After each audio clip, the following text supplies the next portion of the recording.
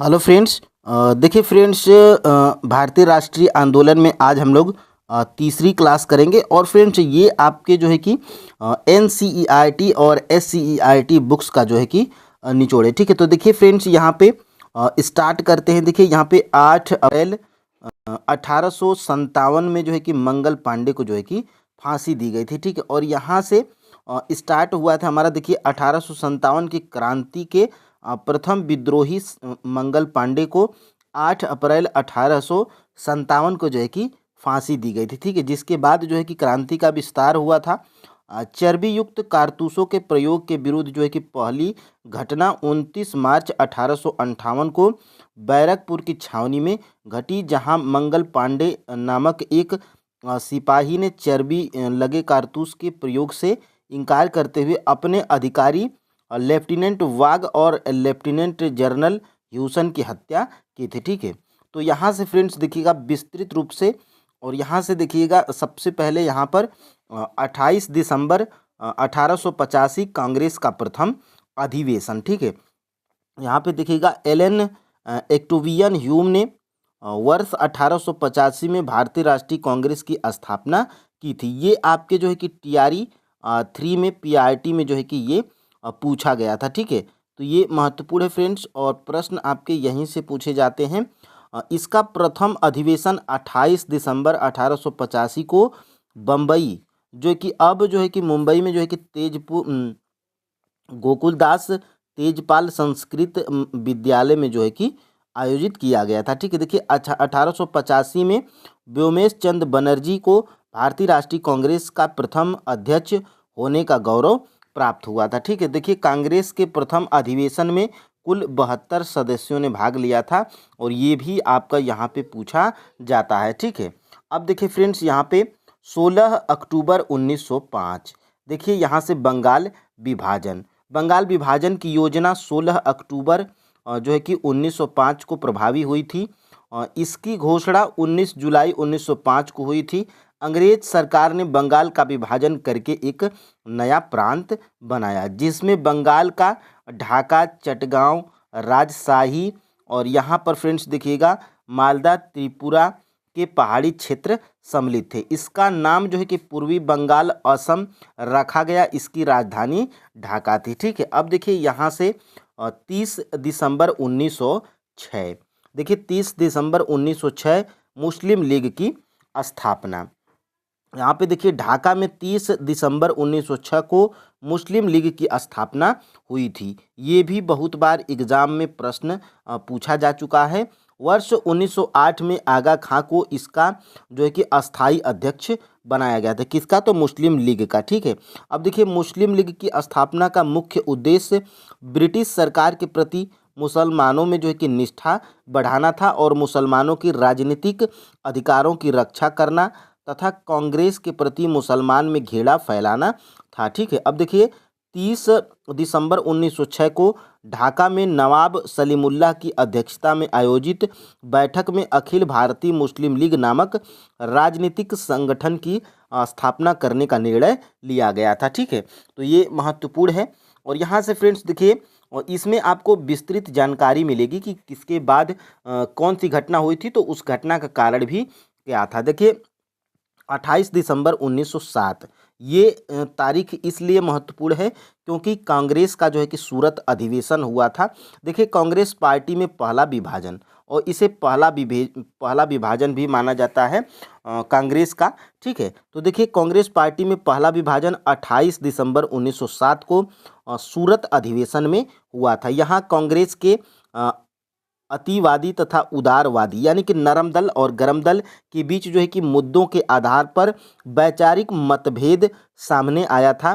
कांग्रेस का अतिवादी धड़ जो है कि बाल गंगाधर तिलक या लाला लाजपत राय को अध्यक्ष बनाना चाहते थे, जबकि उदारवादियों की ने जो है कि रास बिहारी बोस को अध्यक्ष घोषित किया, जिसके बाद जो है कि विभाजन हो गया था। ठीक है, तो ये महत्वपूर्ण है, इसको आप जो है कि याद रख सकते हैं।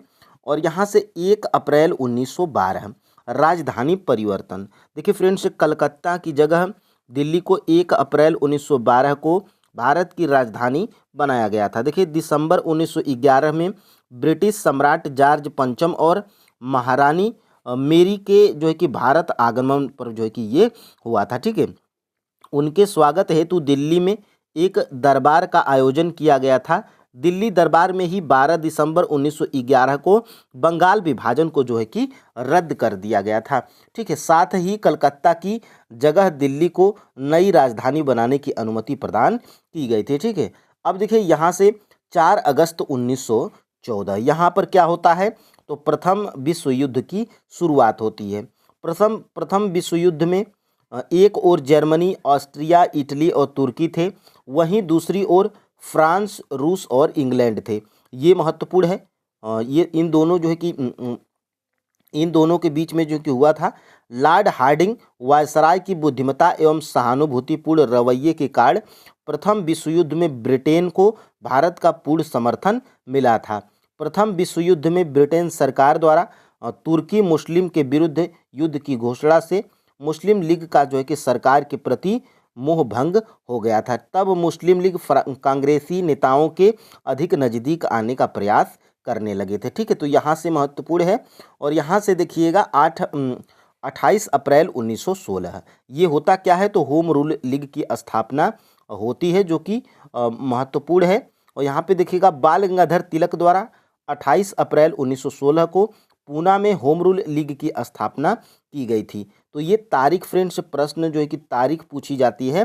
और देखिए तिलक के 5 महीने बाद एनी बेसेंट ने 1916 में अपनी लीग की स्थापना की, जहां तिलक की होम रूल लीग का कार्यक्षेत्र के कर्नाटक, महाराष्ट्र, मुंबई को छोड़कर मध्य प्रांत तथा बराबर था। ठीक है, बरार था। वही शेष भारत एनी बेसेंट के कार्यक्षेत्र में था।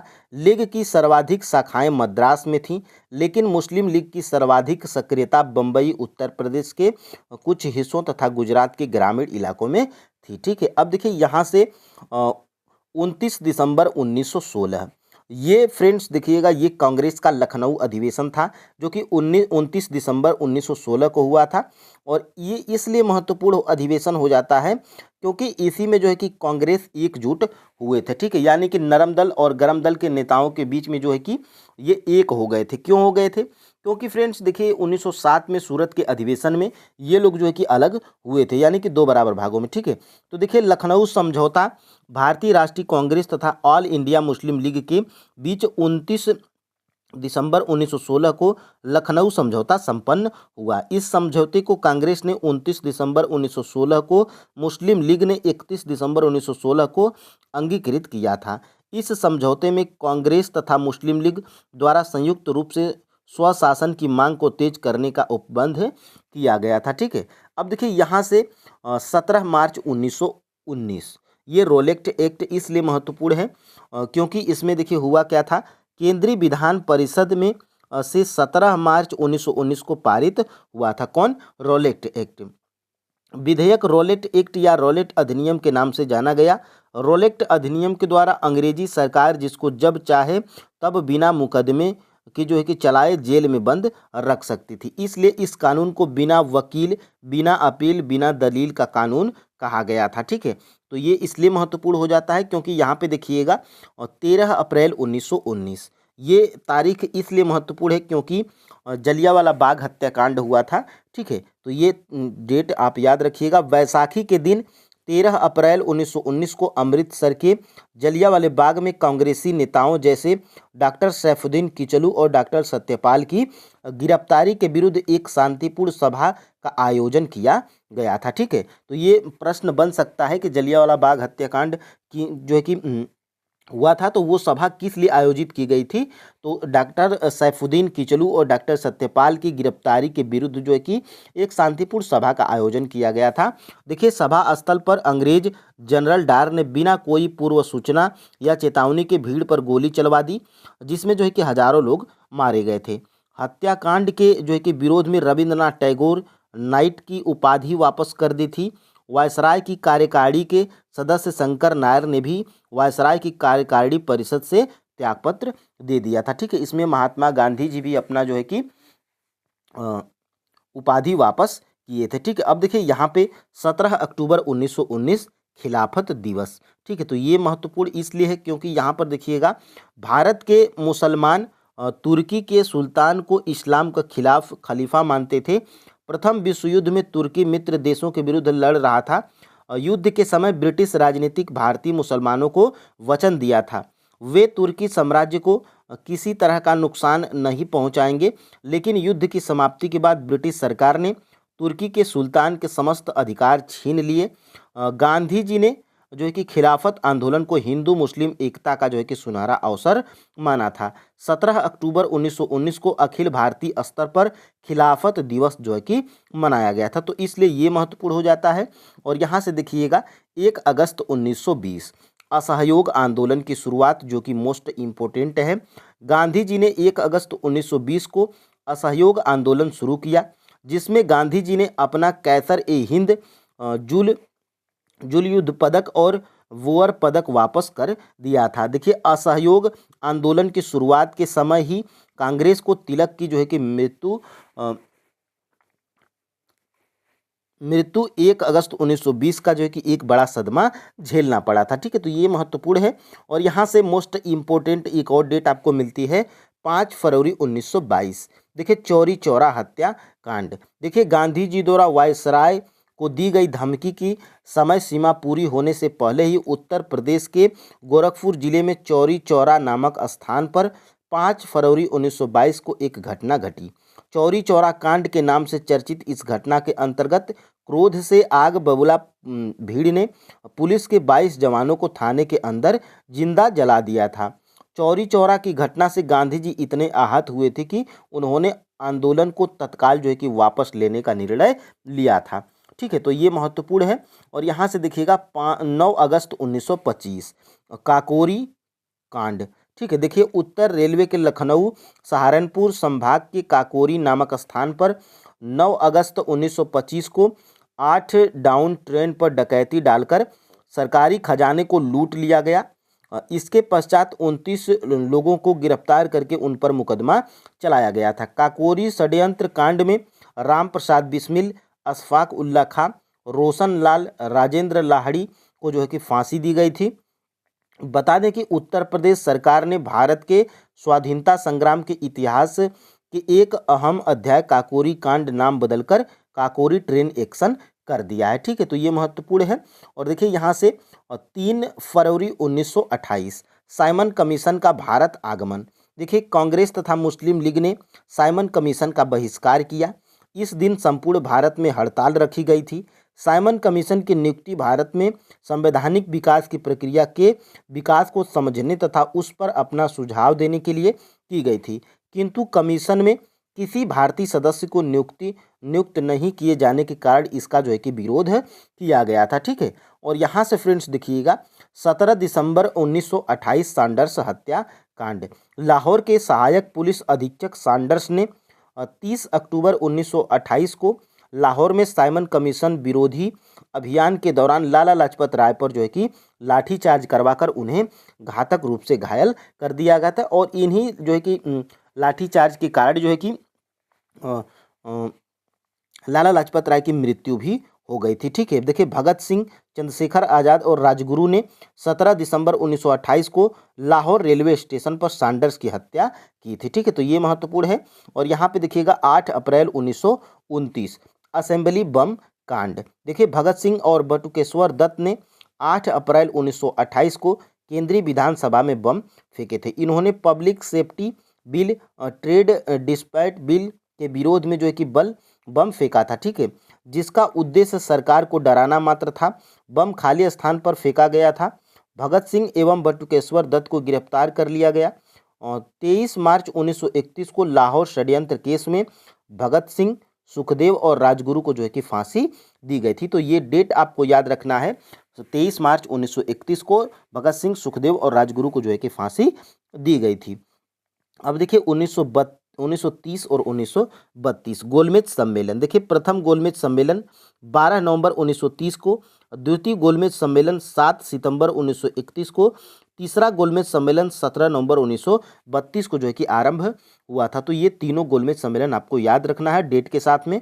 इन तीन गोलमेज सम्मेलनों का उद्देश्य साइमन कमीशन द्वारा प्रस्तुत रिपोर्ट पर चर्चा करना था, भारत में स्वराज, स्वशासन इत्यादि की मांगों के बढ़ने के कारण ब्रिटिश सरकार ने ऐसे सम्मेलनों का आयोजन किया था। ठीक है, अब देखिए 12 मार्च 1930 आती है और यहाँ पे क्या होता है, दांडी मार्च होता है। ठीक है, देखिए गांधी जी ने 12 मार्च 1930 को ऐतिहासिक नमक सत्याग्रह शुरू किया और साबरमती आश्रम से अपने 78 समर्थकों के साथ जो है कि दांडी के लिए पद यात्रा आरंभ की। 24 दिनों के जो है कि पश्चात यह पद यात्रा 240 मील यानी कि 375 किमी चलकर 5 अप्रैल को दांडी पहुंची। 6 अप्रैल को गांधी जी ने नमक बनाकर कानून तोड़ा। इसके पश्चात पूरे देश में नमक सत्याग्रह शुरू हो गया था। ठीक है, अब देखिए यहाँ से क्या होता है फ्रेंड्स, 5 मार्च 1931, ये डेट आपको इसलिए याद रखनी है क्योंकि गांधी इरविन समझौता होता है। ठीक है, देखिए सविनय अवज्ञा आंदोलन के दौरान गांधी जी समेत सभी बड़े नेताओं को गिरफ्तार कर लिया गया था। 26 जनवरी 1931 को गांधी सहित सारे नेता जेल में रिहा कर दिए गए। गांधी जी ने 19 फरवरी 1931 को इरविन से भेंट की। 15 दिन चली वार्ता के फलस्वरूप 5 मार्च को एक जो है कि समझौता हुआ, जिसे गांधी इरविन समझौता या दिल्ली समझौता कहा जाता है। ठीक है, तो ये महत्वपूर्ण घटना है। अब देखिए फ्रेंड्स यहाँ से 29 सितंबर 1932 पूना समझौता। देखिए फ्रेंड्स, गांधी जी की अस्वस्थता के कारण 26 सितंबर 1932 को मदन मोहन मालवीय, सी राजगोपालचारी, राजेंद्र प्रसाद, पुरुषोत्तम दास के प्रयत्नों से गांधी जी व दलित नेता डॉक्टर भीमराव अंबेडकर के मध्य एक समझौता हुआ, जिसे पूना पैक्ट या पूना समझौता कहा गया था। इस समझौते के अंतर्गत दलित वर्ग के लिए पृथक निर्वाचक मंडल समाप्त कर दिया गया था। प्रांतीय विधान मंडल में दलितों के लिए सुरक्षित सीटों की संख्या 71 से बढ़ाकर जो है कि 147 कर दी गई तथा केंद्रीय विधान मंडल में सुरक्षित सीटों की संख्या 18% की वृद्धि हुई थी। ठीक है, तो ये महत्वपूर्ण है और यहाँ से फ्रेंड्स प्रश्न आपके एग्जाम में बार बार पूछे जाते हैं। 12 जनवरी 1934 मास्टर सूर्यसेन को फांसी। देखिए पूर्वी बंगाल में चटगांव नामक बंदरगाह पर मशहूर क्रांतिकारी सूर्यसेन के नेतृत्व में वहाँ के क्रांतिकारियों ने विद्रोह का जो है कि प्रयत्न किया। सूर्यसेन ने इंडियन रिपब्लिकन आर्मी IRA की स्थापना की। इसके सदस्यों में लोकीनाथ बाउल, प्रीतिलता वाडेकर, गणेश घोष, कल्पना दत्त आदि शामिल थे। विद्रोह में कई क्रांतिकारी पकड़े गए और उन पर जो है कि मुकदमा चलाया गया था। ठीक है, देखिए सूर्यसेन को 16 फरवरी 1933 को गिरफ्तार कर लिया गया और 12 जनवरी 1934 को फांसी दे दी गई थी। अब देखिए यहाँ से 8 अगस्त 1940 को अगस्त प्रस्ताव होता है। वायसराय लिन लिथगो ने 8 अगस्त 1940 को कांग्रेस का सहयोग प्राप्त करने के लिए जो है कि एक प्रस्ताव प्रस्तुत किया, जिसे अगस्त प्रस्ताव कहा जाता है। ठीक है, कांग्रेस ने इस प्रस्ताव को अस्वीकार कर दिया था। अगस्त प्रस्ताव के मुख्य बिंदुओं में युद्ध के बाद प्रतिनिधि मूलक संविधान निर्मात्री संस्था का गठन, वायसराय की कार्यकारिणी की संख्या में अतिशीघ्र वृद्धि, एक युद्ध सलाहकार परिषद का जो है कि गठन शामिल थे। ठीक है, अब देखिए यहाँ पर होता क्या है, 17 अक्टूबर 1940 व्यक्तिगत सत्याग्रह। अगस्त प्रस्ताव को अस्वीकार करने के पश्चात कांग्रेस ने व्यक्तिगत सत्याग्रह शुरू करने का निर्णय लिया था। इसका उद्देश्य युद्ध के विरुद्ध प्रचार करना था। व्यक्तिगत सत्याग्रह 17 अक्टूबर 1940 को पवनार आश्रम महाराष्ट्र से प्रारंभ हुआ। पहले सत्याग्रही कौन थे, विनोबा भावे थे और दूसरे सत्याग्रही कौन थे, नेहरू थे और तीसरे कौन थे, सरदार पटेल। ठीक है, तो पवनार जो है कि ये पूछा जाता है कि व्यक्तिगत सत्याग्रह के पहले सत्याग्रही कौन थे, तो विनोबा भावे थे, दूसरे जवाहरलाल नेहरू थे और तीसरे सरदार पटेल थे। ठीक है, अब देखिए यहाँ से क्या होता है, 9 अगस्त 1940 भारत छोड़ो आंदोलन की शुरुआत होती है। 7 अगस्त 1942 को मौलाना अबुल कलाम की अध्यक्षता में बम्बई के ऐतिहासिक ग्वालिया और टैंक में अखिल भारतीय कांग्रेस की एक बैठक हुई, जिसमें वर्धा प्रस्ताव की पुष्टि कर दी गई। नेहरू ने भारत छोड़ो प्रस्ताव पेश किया, जिसे थोड़े बहुत संशोधनों के साथ जो है कि 8 अगस्त 1942 को स्वीकार कर लिया गया। गांधी जी ने अपने ऐतिहासिक संबोधन में कहा कि मैं आपको एक मंत्र देता हूँ, करो या मरो, जिसका अर्थ था हम भारत को आज़ाद कराएंगे या इस प्रयास में अपनी जान दे देंगे। यह आंदोलन 9 अगस्त 1942 से प्रारंभ हुआ था। तो करो या मरो का जो है कि नारा गांधी जी किस कब दिए थे? तो भारत छोड़ो आंदोलन में जो है कि दिए थे। ये महत्वपूर्ण है, बार बार जो है कि एग्जाम में पूछा जाता है। ठीक है। 21 अक्टूबर 1943 सुभाष चंद्र बोस द्वारा अस्थायी सरकार का गठन। आज़ाद हिंद फौज का गठन कैप्टन मोहन सिंह उन 40,000 भारतीय सैनिकों से किया था जिन्होंने द्वितीय विश्व युद्ध के दौरान अंग्रेजों की ओर से लड़े हुए सिंगापुर के पतन के पश्चात जापान के समक्ष आत्मसमर्पण कर दिया था। 21 अक्टूबर 1943 को रास बिहारी बोस कैप्टन मोहन सिंह की पहल पर नेताजी सुभाष चंद्र बोस को इस सेना का सर्वोच्च सेनापति बनाया गया था। ठीक है। अब देखिए यहाँ पर होता क्या है, 10 जुलाई 1944 CR फार्मूला, यानी कि CR फार्मूला का मतलब राजगोपालचारी कांग्रेस तथा मुस्लिम लीग के समझौते के पूर्ण हस्ताक्षर थे, पूर्ण पक्षधर थे। ठीक है। 10 जुलाई 1944 को उन्होंने कांग्रेस मुस्लिम लीग के समझौते की एक योजना प्रस्तुत की जिसे मुख्य बिंदु निम्नलिखित है। ठीक है। तो यहाँ पर फ्रेंड्स होता क्या है, मुस्लिम लीग भारतीय स्वतंत्रता संग्राम समर्थन करे तथा अस्थायी सरकार गठन में कांग्रेस के साथ सहयोगी की भूमिका अदा करे। यानी कि यहाँ पर देखिए द्वितीय विश्व युद्ध के समाप्त होने पर भारत के उत्तर पश्चिम व पूर्वी भागों में स्थित मुस्लिम बहुसंख्यक क्षेत्रों की सीमा का निर्धारण करने के लिए एक कमीशन नियुक्त किया जाए। फिर वयस्क मताधिकार प्रणाली के आधार पर इन क्षेत्रों के निवासियों की मतगणना करके भारत से उनके संबंध विच्छेद के प्रश्न का निर्णय लिया जाए। ठीक है। और यहाँ से होता क्या है, मतगणना के पूर्व सभी राजनीतिक दलों को अपने दृष्टिकोण के प्रचार की पूरी स्वतंत्रता दी जाए। ठीक है। अब देखिए यहाँ पर होता क्या है, 25 जून 1945 को शिमला सम्मेलन, वायसराय वेवेल ने 25 जून 1945 को शिमला में एक सम्मेलन बुलाया। इसे 21 भारतीय राजनीतिज्ञों ने हिस्सा लिया। यानी कि इसमें शिमला सम्मेलन में 21 भारतीय राजनीतिज्ञों ने हिस्सा लिया। इस सम्मेलन में कांग्रेस प्रतिनिधिमंडल का नेतृत्व मौलाना अबुल कलाम आज़ाद ने किया था। वायसराय ने अपनी कार्यकारिणी में 14 सदस्य रखने का निर्णय लिया। 5 कांग्रेस, 5 मुस्लिम, 4 अन्य सदस्य थे। कांग्रेस द्वारा मौलाना अबुल कलाम को भी चुना गया, लेकिन जिन्ना ने कांग्रेस द्वारा मुस्लिम सदस्य चुनने का विरोध किया था। ठीक है। अब देखिए यहाँ पे होता क्या है, 22 फरवरी 1946 नौसेना विद्रोह, ये भी आपके TRE 3 में प्रश्न पूछा गया था PRT में। रॉयल इंडियन नेवी के गैर कमीशन अधिकारियों एवं सैनिक जिन्हें रेटिक्स कहा जाता था ने जो है कि नस्ली भेदभाव, खराब भोजन के प्रतिवाद में 18 फरवरी 1946 को हड़ताल कर दिया। यह विद्रोह बम्बई के नौसेना प्रशिक्षण पोत तलवार पर जो है कि किया गया था। नौसेना विद्रोह के समर्थन में 22 फरवरी 1946 को बम्बई में अभूतपूर्व हड़ताल का आयोजन किया गया। इसमें 20 लाख मजदूर ने भाग लिया था। ठीक है। अब देखिए होता क्या है, 29 मार्च 1947 कैबिनेट मिशन का जो है कि आगमन भारत में होता है। ठीक है। देखिए इंग्लैंड में 1945 के चुनाव में लेबर पार्टी की जीत हुई। इस दल के नेता इटली ने प्रधानमंत्री पद संभाला। पैथिक लॉरेंस नए भारत सचिव बने। जनवरी 1946 में ब्रिटेन लेबर पार्टी के नेता इटली ने भारतीय नेताओं से अनौपचारिक स्तर पर बातचीत करने के लिए एक संसदीय दल को जो है कि भारत भेजने का निर्णय लिया, जिसे कैबिनेट मिशन कहा गया। 29 मार्च 1946 को कैबिनेट मिशन भारत आया था। ठीक है। तो ये डेट आपको याद रखनी है। ये भी आपके जो है कि TRE 3 PRT में प्रश्न पूछा गया था। अब देखिए यहाँ से होता क्या है, 24 अगस्त 1946 अंतरिम सरकार का गठन। कांग्रेस द्वारा वायसराय के नवीनतम प्रस्ताव को स्वीकार कर लेने के बाद 1 अगस्त 1946 को वेवेल ने कांग्रेस अध्यक्ष जवाहरलाल नेहरू को अंतरिम सरकार के गठन के लिए निमंत्रण दिया। जवाहरलाल नेहरू के नेतृत्व में 24 अगस्त 1946 को भारत की पहली और जो है कि अंतरिम राष्ट्रीय सरकार का गठन हुआ।